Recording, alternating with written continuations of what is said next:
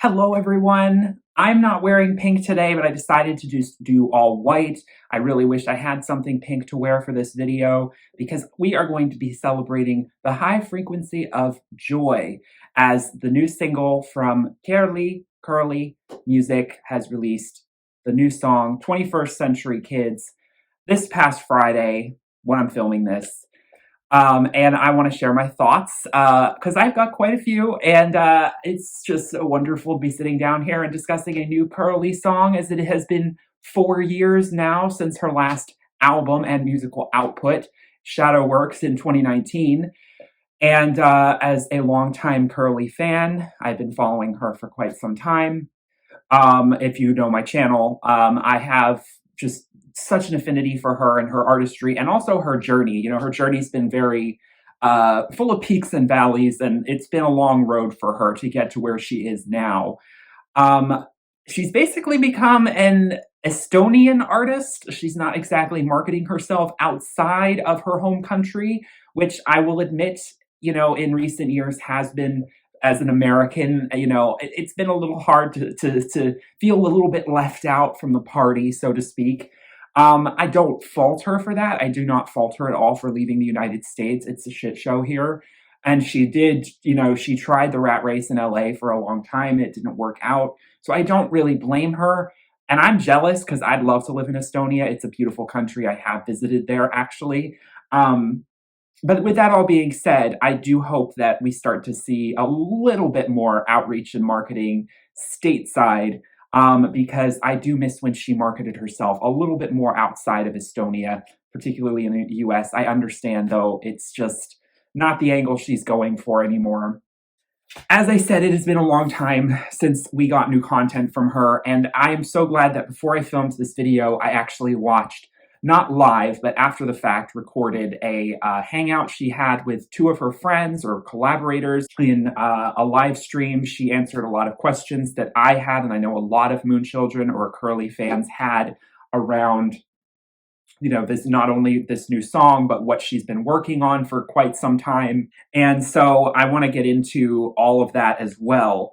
But we do have the new song, 21st Century Kids, as I said.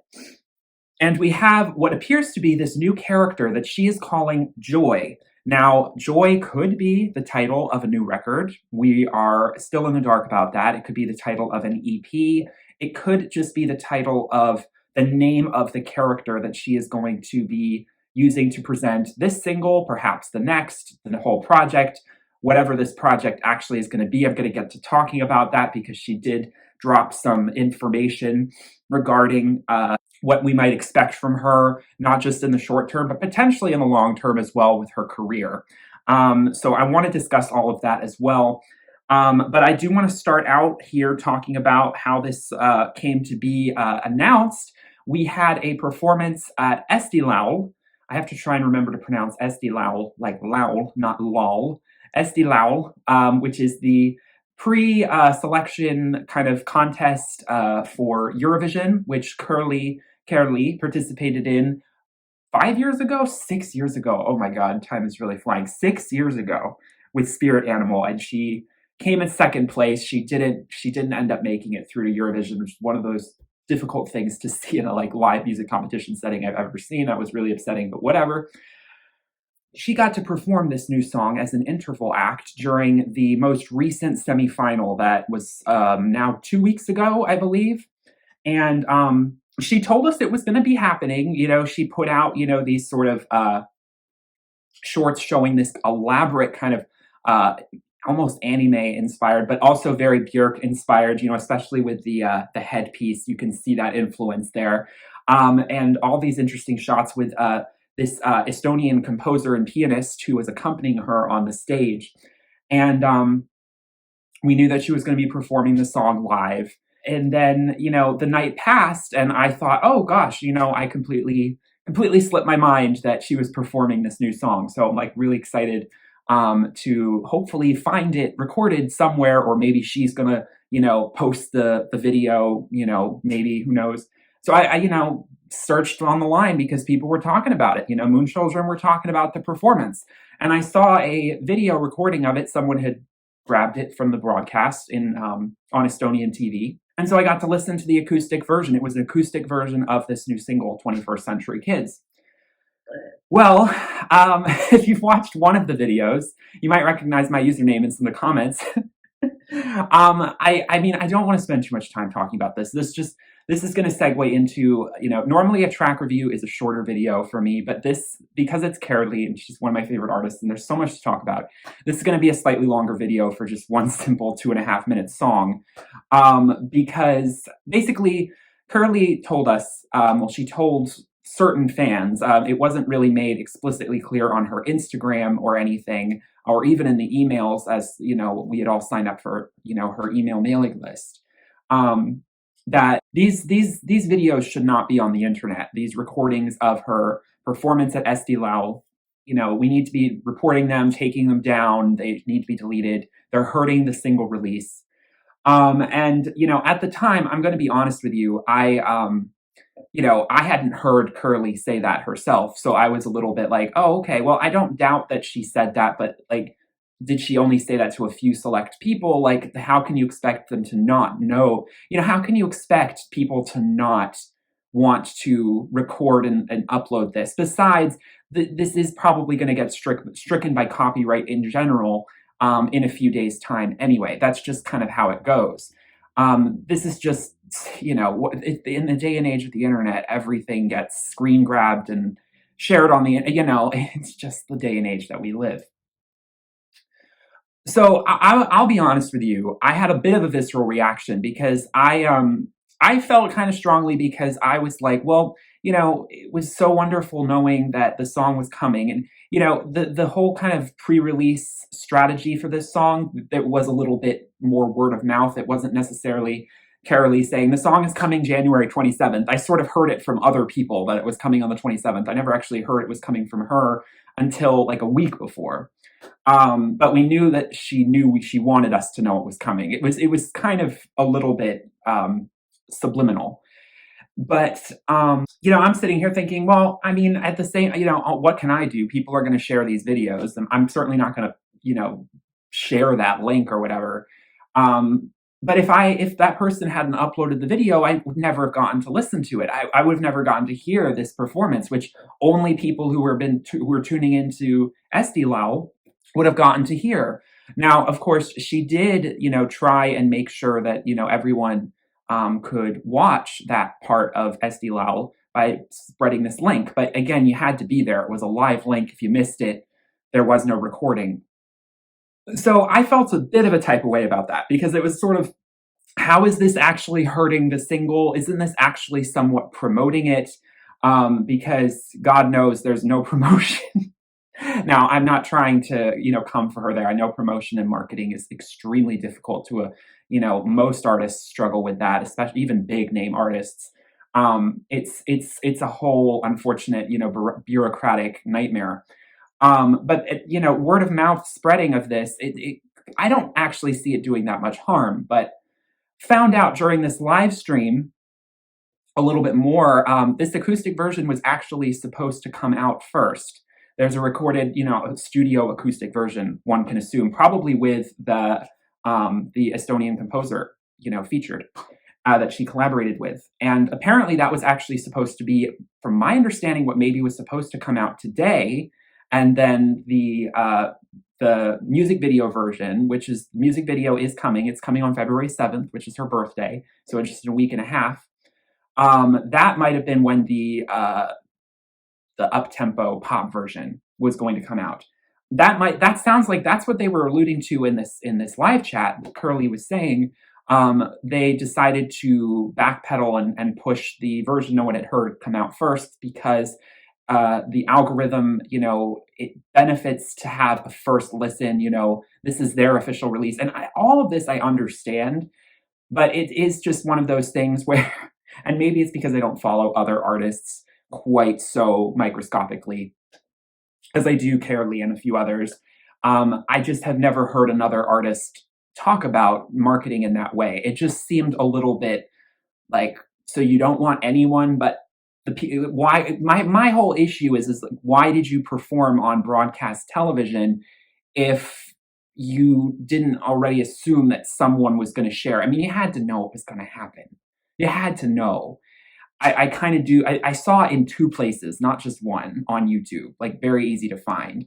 I haven't checked if they're still there. I'm worried that even by doing this, I'm like telling people to go there. I'm like, you shouldn't, but like the damage has already been done. So like, what are we supposed to do?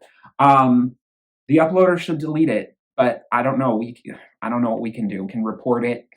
Um, all that being said, I felt a little bit like it was a gatekeeping, Estonians only kind of thing, because it was, yeah, I mean, she has been only doing radio and promotion and interviews for not just this single, but for the entire last sort of 6 or 7 years, 8 years now that she's actually been living in Estonia.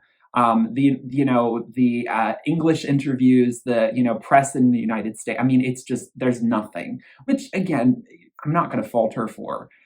It's just as someone who feels a little bit like, well, we're all starved for new material. What do you expect? You perform on a TV show and you tell us all about it, and then we can't watch it after the fact anywhere, not even from your official link. Um, she said that they are going to upload it in probably sometime after the music video drops, a couple weeks maybe. We will get the acoustic version. She's going to have a better edited sound, is going to sound better version of that single. And that makes sense. I expected that. But, it's like at the end of the day, it's, I think, important for us to all like look in the mirror and understand like we shouldn't be uploading things that, well, first of all, we do not have the copyright license for. So hello, no one should be uploading kind of those kinds of full performances, especially for an unreleased song, and expect that to just stay up on the internet without it getting claimed. That should be and taken down potentially. But it's unfortunate that there's this battle. I saw there's a bit of that tension. The fans are, the fan who uploaded it is, probably, I don't know. It's hard. I find it a little hard to like feel like they did anything terribly wrong, but I see both sides. This fan was like, well, if they want to take it down, then take it down, but like how much damage is it really going to do? I don't think they really understood. But anyway, I had to, this frames my context for this video because hearing the acoustic version, I got to be honest with you, I vastly prefer it to the official version we've gotten now. So if I hadn't seen the acoustic version performed at Deaville, what would I think of the song as it is right now? Well, I will say it also does help though, because I'm already familiar with the melody and I'm falling in love with it. But I will say that in terms of, the production and everything, although I do not hate the new single by any means, I feel like the acoustic version is just a little bit more to my ear. This new version we have is very much the embodiment of the kind of production, the bubble goth flavor that we've been missing from Kerli's music. It's so interesting to look at, I think someone, mentioned in the live stream, what was the inspiration to go back to the bubble goth aesthetic, the sort of lighter kind of utopia kind of style of vibes like her 2013 era.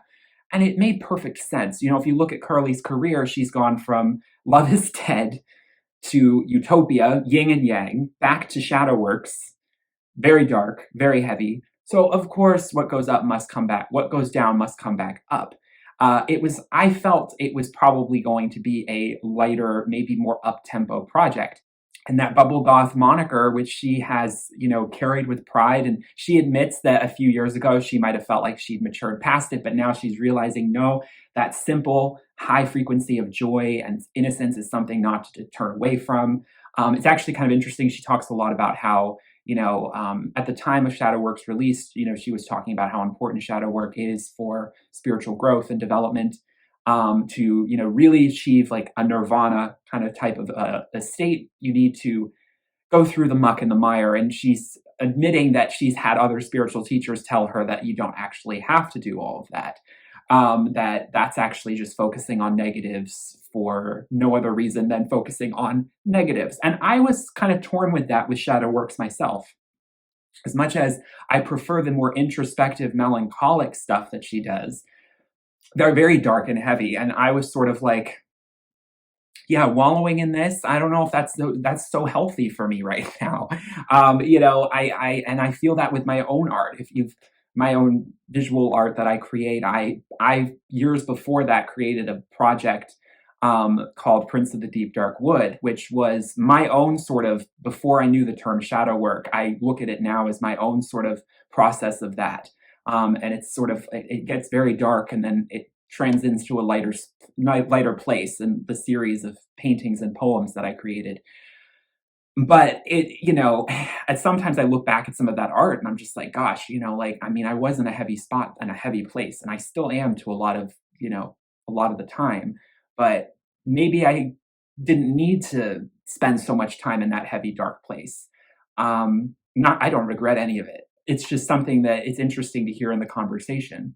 And that brings us to the idea of joy and the lightness of it. And, again, like, pink is a color that I always shied away from, not just because of the sort of girly connotations, which is old, kind of homophobic, sparkle stuff in my brain that I've had to dismantle over time. Boys don't wear pink, that kind of bullshit. But it's also like that color just felt like, no, that's not me. I'm blues and I'm grays and I'm neutrals. I'm like that. I'm just a somber person. And I'm like, no, do I have to be? I can wear pink. I want one of those. Definitely want one of those hoodies that they were sporting in that hangout, because I'm so all about like pastels and lights, and even neon. Neon can be a little much. Neon green, not so much my thing, but like aquamarine. Oh, I'm all about those bright, vibrant colors. And I'm trying to fix my wardrobe, and my wardrobe is so like heavy with that. So all of this to say that I'm totally on board for this lighter kind of return to that kind of hyper dance music, that electronic music that she was doing back with the Utopia era. Justice for Utopia. It should have been a full length album. It ended up just being an EP. That was record label chicanery. That's just so unfortunate. Let's talk about the song itself. 21st Century Kids. Lyrically, it speaks about how autobiographical, really. I mean, Kerli, her own story, she went to the big city, the bright lights, with nothing but a suitcase with some clothes, and basically no money. And she did everything she could. She threw herself into every kind of potential situation that could, work for her.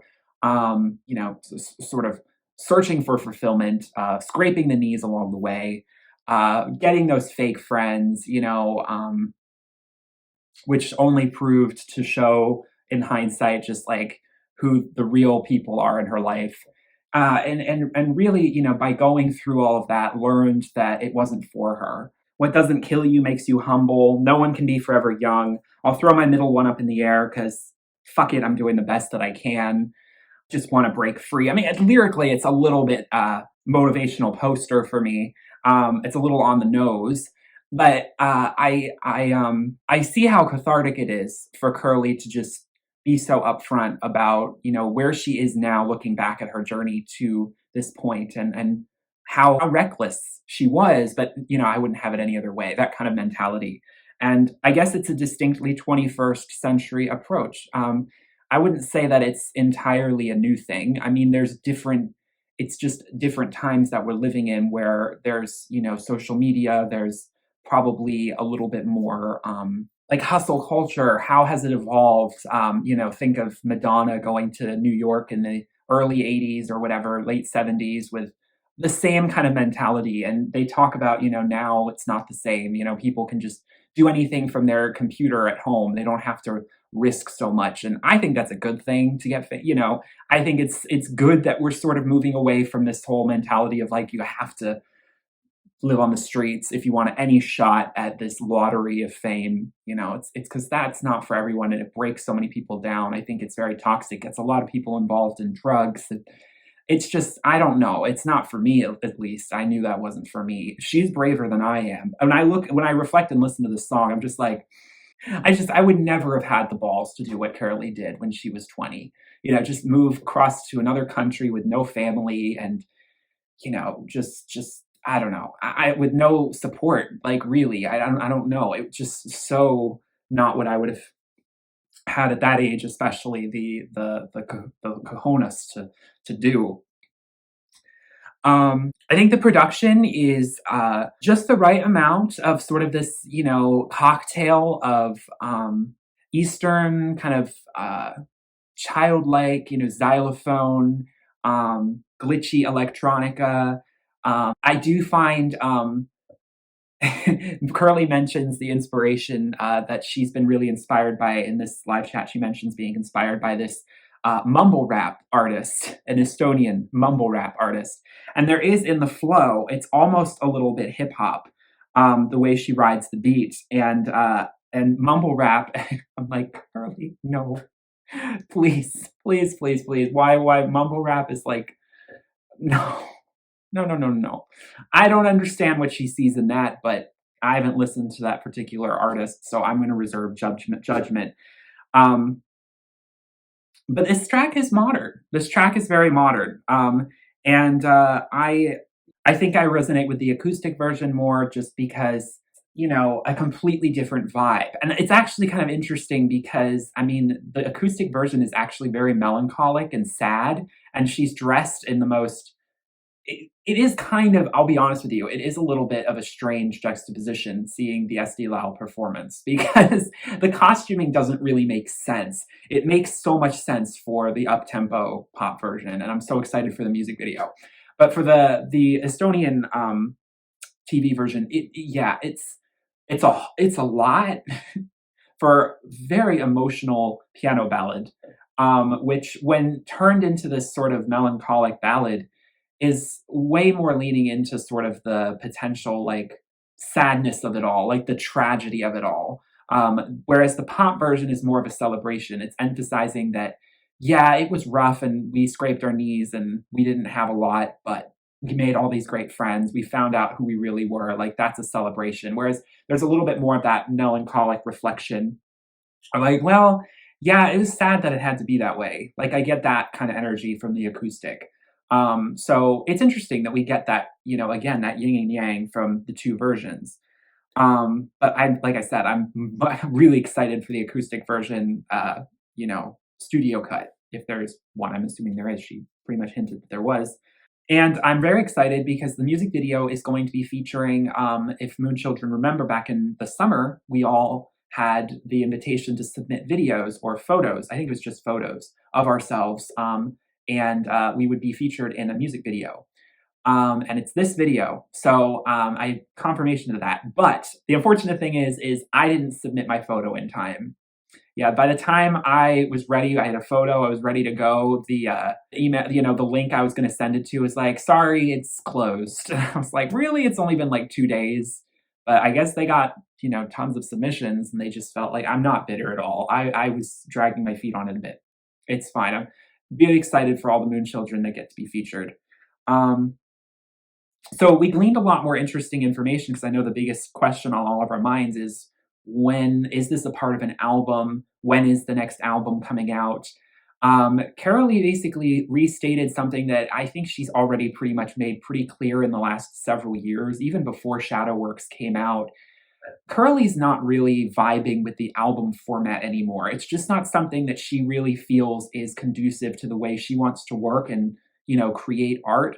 And to be completely honest with you, I completely see both sides of the album debate, the album versus singles debate, I guess you could say, or as some call it, droplets. I've heard that term a lot on Twitter about, this artist is in their droplet era because they're only dropping singles. They're not dropping, songs that are attached to an album or any album or EP or anything.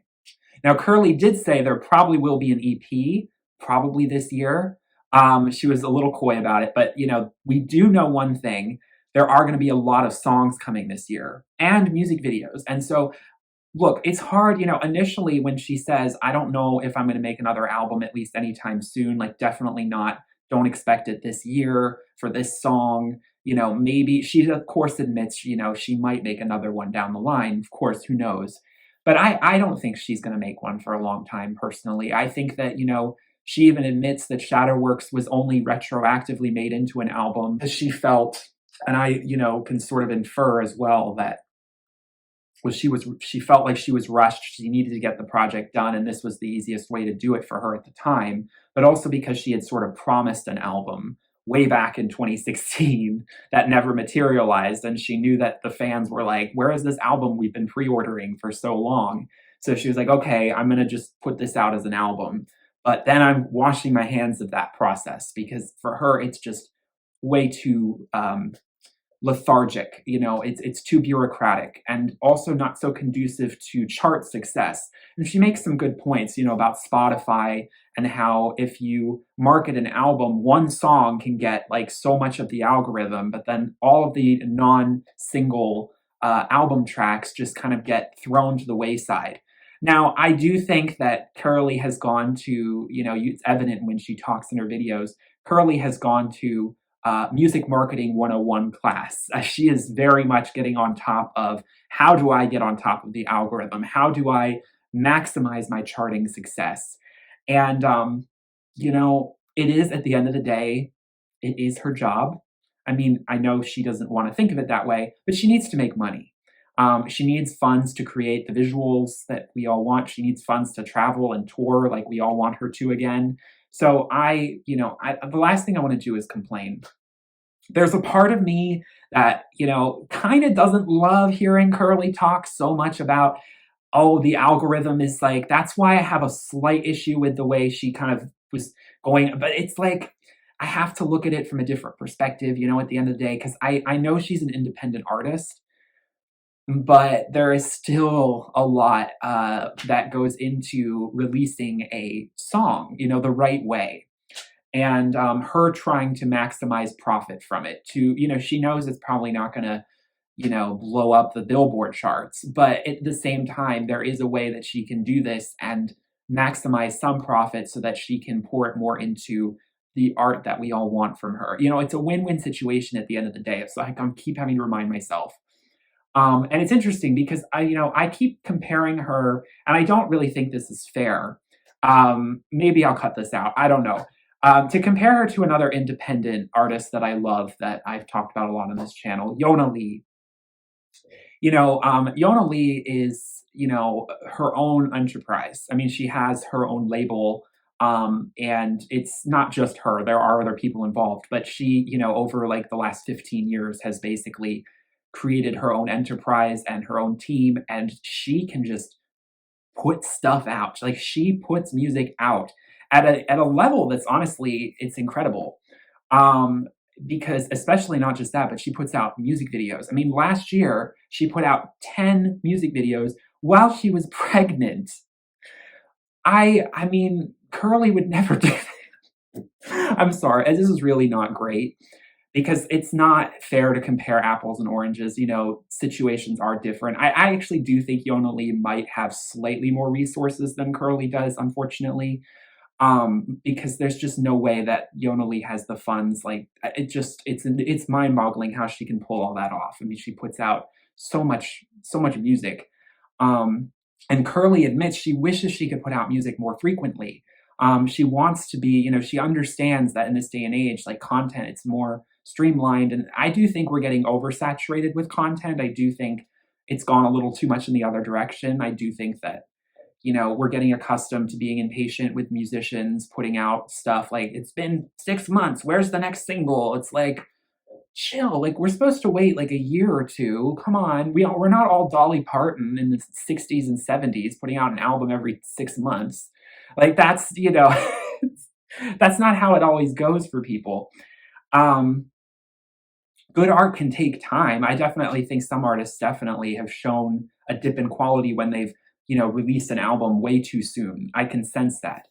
But then, again, on Kerli's side, I do think it's a shame that she put out so little music in her time of career. I know she's busy. I know she is. It is sad that it takes so long for her. And I look at other artists and it's like, why doesn't it take them as long? Like I know, like she's saying it takes this long, but I'm like, well, this artist can do it in like, again, apples and oranges, different environments, different teams. Hopefully Kerli is working on getting a team probably similar to what Yona has that is entirely, part of her own enterprise, that she is much more in control, so that she can do things at her own speed, and hopefully do things a little quicker because they'll have all of the, ins and outs mastered. She's been sort of figuring it all out, trial and error, being her own business person, being her own executive in this music industry. So, with all that being said, Kerli feels the album format is not for her, so I do not think we are going to be getting an album. I think we are going to be getting, as her collaborator said, more singles in 1 year than ever in her career. So that's exciting. Because 2016 she put out a lot of singles, but I think we're going to be getting way more this year than even 2016, and especially, I have to look at it from the perspective of music videos. I think it is such a travesty that Shadowworks, the album, only got one music video, and it's for like my least favorite song on the record. It's kind of like, okay. But you have to kind of look at it as, if Kerli had been allowed to put out Shadowworks more as, this sort of single droplet thing, maybe she could have focused more energy and time on, like some music videos. I do think it was unfortunately just like a money issue that she had with Shadowworks. Maybe also wanting to get out of that era really quick. I don't know. But this way we get more visuals, and that's really important. We, something we haven't gotten so much from her in later years. So if that's the sacrifice, if that's what it takes, I totally am for this. And, even if it's some EPs and stuff, we can always make our own, fan playlists of her music and put them into albums anyway, right? Like, who really cares? But I will admit, there is a small part of me though that it's hard to hear the album format being derided, because I do think there's something special about the album. I personally think that album tracks are so special, and the whole obsession of like every song could chart and should chart. Unless you're Taylor Swift, that's not going to happen. And there's something kind of special about songs that are just for the fans or just for people who buy the album. Like, I don't know. I don't feel like every song is meant to be a charting radio single. And of course, not every song is always meant to have a music video either. So I do lament, the album feeling, it just feels a lot more like a personal, full body of work. Singles, it does feel a lot more like, you're just doing it for the promotion, for the Spotify, for the streaming, for the algorithm. There's a little bit less of that. But at the same time, you can make singles and droplets events. You can make them immersive worlds of their own. And then you can more easily and quickly move from one thing to the next. Because, albums, it's a whole process, and it can take a long time. And I understand that for Kerli, she's looking at it like, this is taking too long. My fans are impatient for music. I could give them music way more organically and quickly if I dropped the album format and just dropped singles, little EP packs, some remixes, and moved on to the next thing in a few months. So if that's the route she's going to keep going on, as long as she's making music, making art, she seems so happy and fully in a comfortable place with her team around her. She's finding her team. I don't know. What more could we ask at the end of the day? So I'm very excited for what's to come. I can't believe I spent 30 minutes talking about this one song, but this is my first video of the year. There's going to be a lot more videos this year, I promise. I love Kerli so much. I just wanted to share everything that I was processing and thinking about, not only with the single release, but also finally hearing, a little bit of, little glimpses behind the scenes with that live stream, because, we haven't gotten any interviews. And I was just thinking about, back in the Love Is Dead era when she was doing like interviews on radio in like Switzerland and Italy and Finland and like, I don't know, like Minnesota, like she was all over the place. Her Island Records was shipping her out and making her promote. Yeah, I miss those days a little bit. I got to be real with you, because it is a shame. There'll be like one Estonian little radio interview, and that's like it. And then but the fan chats are so important, and I'm glad she's going to do a lot more of those. So anyway, what do y'all think of the new song? Like I said, at the end of the day, I'm all here for it. I think, it's a great Appetite teaser. for what's to come. I think that this whole concept of joy and the ecstatic kind of production, I think that we've only scratched the surface. I think she's going to do some really transcendent things with it. I have really high hopes for that. And I'm fully here for the vibration and the color palette and the costuming. But yes, I do prefer the acoustic version. But with that being said, I'm going to wrap this up here. Integrity, love, unity to all the moon babies. Thank you all so much for watching. I will see you all in my next video. Peace, love, and light. Bye.